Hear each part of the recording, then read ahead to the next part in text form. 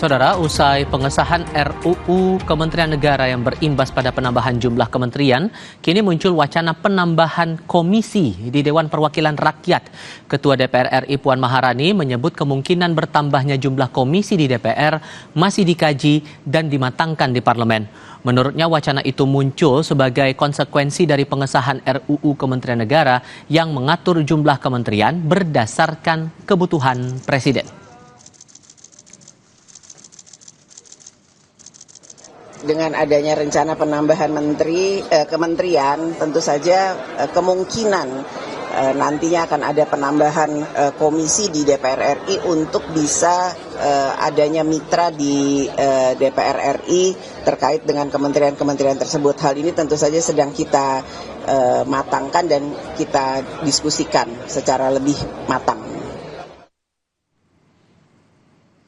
Di lain pihak, Sekjen Partai Gerindra yang juga Wakil Ketua MPR RI Ahmad Muzani menyebut wacana dari penambahan jumlah komisi di DPR tengah diperbincangkan. Menurut Muzani, kepastian soal potensi penambahan komisi bakal ditentukan usai pelantikan. Ya memang itu menjadi wacana di kalangan teman-teman, tapi itu wacana itu nanti akan ditentukan setelah pelantikan DPR. Lalu seberapa mendesak atau seberapa urgen penambahan jumlah komisi di DPR bila nanti Presiden terpilih Prabowo Subianto jadi menambahkan jumlah kementerian di kabinetnya? Dan sudah tepatkah penambahan kementerian harus pula diikuti dengan penambahan komisi di Dewan Perwakilan Rakyat? Kita bahas bersama Guru Besar Hukum Tata Negara Universitas Padjadjaran Jawa Barat, Susi Dwi Haryanti, dan Wakil Ketua Umum Partai Golkar Aceh Hasan Sadzili. Assalamualaikum, selamat sore semuanya, apa kabar? Selamat sore. Oke. Waalaikumsalam warahmatullahi wabarakatuh. Baru bergabung saat ini Kang Aceh ya. Nanti kita masih menunggu Prof Susi untuk bergabung bersama kami. Oke, Prof Susi sudah bergabung. Halo Prof Susi, apa kabar? Baik, alhamdulillah. Terima kasih sudah bergabung bersama kami. Kalau gitu saya mulai ke Anda dulu, Prof. Sudah disepakati atau sudah disahkan RUU Kementerian Negara ini dan tidak ada lagi istilah pembatasan jumlah kementerian di pemerintahan nanti. Aturan sebelumnya kan jumlahnya 34. Dengan tidak dibatasinya jumlah ini, apakah ada konsekuensi untuk ketatanegaraan kita? Baik, terima kasih. Sebetulnya kita harus melihat bahwa kementerian ini pada dasarnya adalah satu jabatan kenegaraan yang ada atau yang diadakan oleh konstitusi atau oleh Undang-Undang Dasar 1945, dan setiap jabatan ketatanegaraan itu diadakan dalam rangka mencapai tujuan negara Republik Indonesia. Dan di dalam kerangka itu, sesuai dengan pasal 17 Undang-Undang Dasar 1945, memang Presiden itu mempunyai wewenang untuk membentuk kementerian. Tetapi persoalannya sekarang adalah apakah jumlah kementerian itu harus dibatasi atau tidak dibatasi. Di dalam pandangan saya, seharusnya jumlah kementerian itu dibatasi. Jadi tidak dapat setiap ganti presiden, maka jumlah kementerian itu akan bertambah. Jadi mengapa ini menjadi penting? Karena yang pertama, bagaimanapun juga kita prinsip negara hukum, dan di dalam prinsip negara hukum kita memperhatikan juga apa yang disebut sebagai konstitusionalisme. Konstitusionalisme itu bersandar pada pembatasan kekuasaan. Oleh karena itu, kita paham bahwa undang-undang itu merupakan produk politik, tetapi produk politik pun harus juga memenuhi apa yang disebut sebagai kebutuhan-kebutuhan. Dan kebutuhan itu janganlah kebutuhan untuk melakukan akomodasi politik. Karena apa? Karena pembentukan jabatan-jabatan kenegaraan itu pada prinsipnya adalah dalam rangka mencapai tujuan bernegara. Dan tujuan bernegara itu adalah tujuan untuk sebesar-besarnya mencapai kemakmuran rakyat. Ketika jumlah kementerian itu tidak dibatasi atau makin besar gitu ya, pertanyaannya adalah sampai sejauh mana kemudian kementerian-kementerian itu dapat dijamin untuk melaksanakan atau untuk mencapai tujuan negara, terutama ketika kita bicara mengenai efektivitas dan efisiensi. Karena semua jabatan kenegaraan itu siapa yang membiayai? Yang membiayai itu adalah uang rakyat. Dan dalam konteks prinsip negara hukum, prinsip demokrasi, maka setiap jabatan itu harus dapat dipertanggungjawabkan. Dampaknya sebatas pada anggaran itu, Bu? Ya, betul. Ini kan anggarannya menjadi sangat besar dan semuanya itu kan dibiayai oleh uang rakyat. Jadi seharusnya di dalam undang-undang kementerian negara yang baru itu harus ada justifikasi mengapa jumlah kementerian itu menjadi harus besar. Karena pasal 17 itu memang betul memberikan wewenang, tetapi kan tetap harus ada pembatasan. Karena apa? Karena kita menganut prinsip konstitusionalisme, yaitu pembatasan kekuasaan. Implikasinya juga tadi kalau kata Mbak Puan ada kemungkinan untuk jumlah komisi di parlemen bakal bertambah juga nih Kang Aceh. Dan ada yang menangkap bahwa ini terkesan terburu-buru sementara kabinet saja belum kebentuk, belum keraba juga di jumlahnya. Apakah akan jadi 40, 44 seperti yang diberitakan? Gimana merespon yang dianggap kesannya terburu-buru menambah komisi itu, Kang Aceh? Iya, konsekuensi dari kemungkinan terjadinya perubahan atau penambahan portofolio di kabinet tentu kan harus juga diiringi oleh sejauh mana check and balances tersebut dilakukan oleh DPR gitu ya. Karena kan kinerja pemerintah itu kan penting sekali untuk dipastikan bahwa ada proses.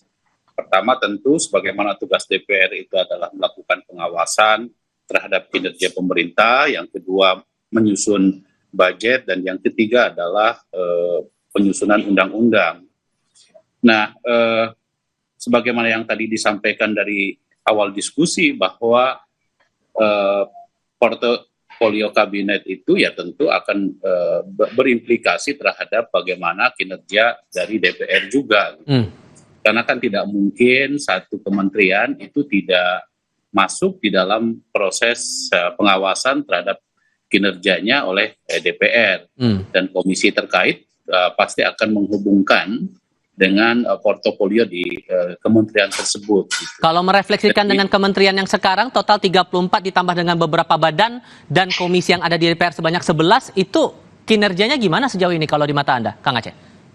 Ya, itu kan juga dilihat bahwa penentuan komisi itu tergantung dari portofolio dari komposisi pemerintahan ya. Jadi misalnya kalau Komisi 1 itu terkait dengan hubungan luar negeri dan pertahanan, Komisi 2 terkait dengan Kementerian Dalam Negeri dan pertanahan, dan seterusnya gitu. Dan masing-masing di antara kementerian tersebut tentu perlu mendapatkan mitra di DPR.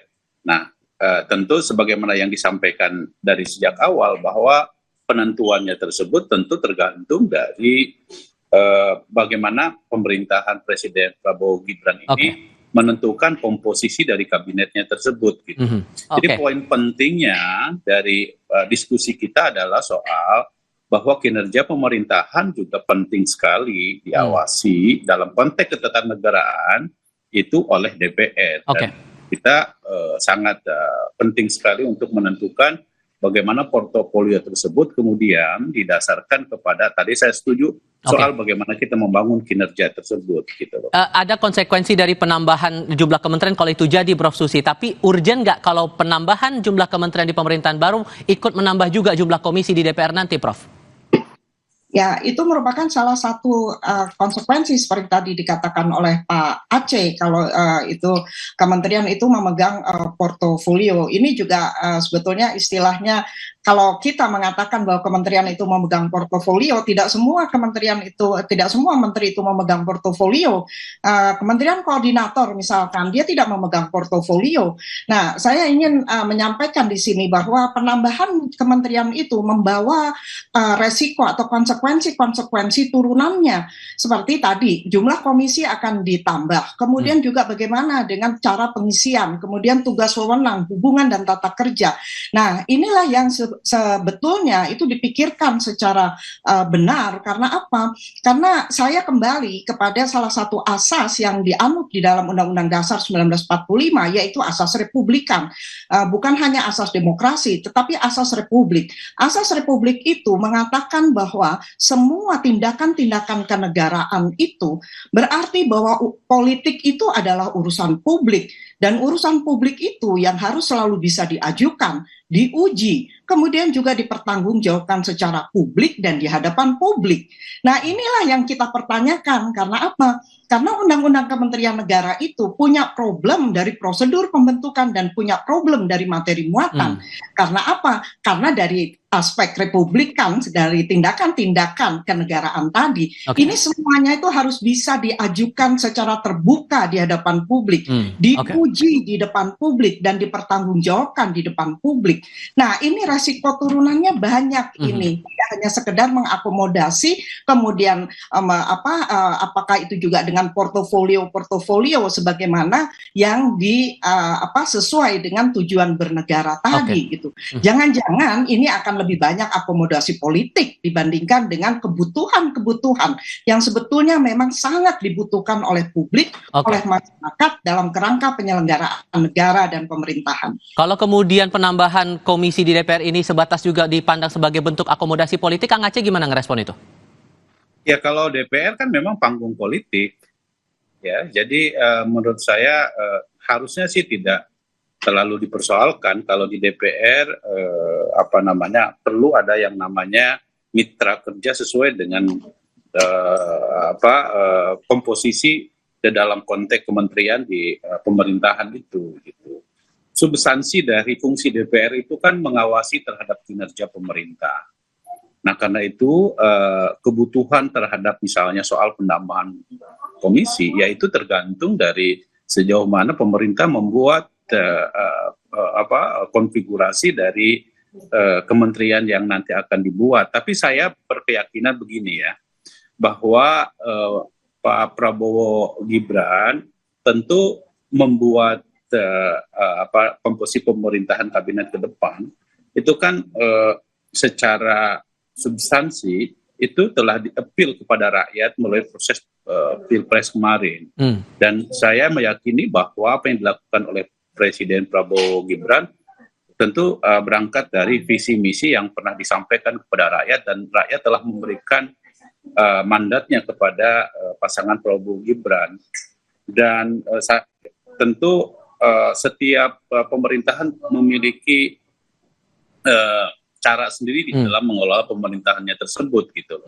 Nah, dalam konteks bagaimana nanti komposisi pemerintahan ke depan, tentu Presiden Prabowo memiliki satu perspektif tersendiri tentang bagaimana menyusun pemerintahan tersebut. Dan saya kira kami yakin bahwa tujuannya adalah bagaimana meningkatkan kesejahteraan rakyat seperti yang diinginkan oleh kita semua dengan visi misi yang pernah ditawarkan oleh Presiden Prabowo dalam Pilpres kemarin gitu. Masih dikaji? Tapi kan ini semua tentu tergantung dari sejauh mana nanti komposisi kementeriannya ke depan. Yang dalam undang-undang yang terbaru tentu itu disesuaikan dengan kebutuhan dari pemerintahan Prabowo Gibran ini yang tentu setiap pemerintahan memiliki tantangan yang berbeda-beda. Itu juga masih akan dikaji oleh DPR sambil juga dilihat efektivitas dan efisiensi itu tadi. Kang Aceh mewakili DPR dan juga Partai Golkar, terima kasih. Prof. Susi juga terima kasih sudah berbagi perspektif bersama kami. Selamat sore semuanya. Sore. Berita lainnya usai jeda, pilot Susi Air Philip Mertens yang berhasil bebas dari penyanderaan KKB langsung diterbangkan ke Jakarta. Seperti apa upaya pembebasan sang pilot? Usai jeda, saya akan berbincang dengan founder Susi Air, Susi Pujiastuti.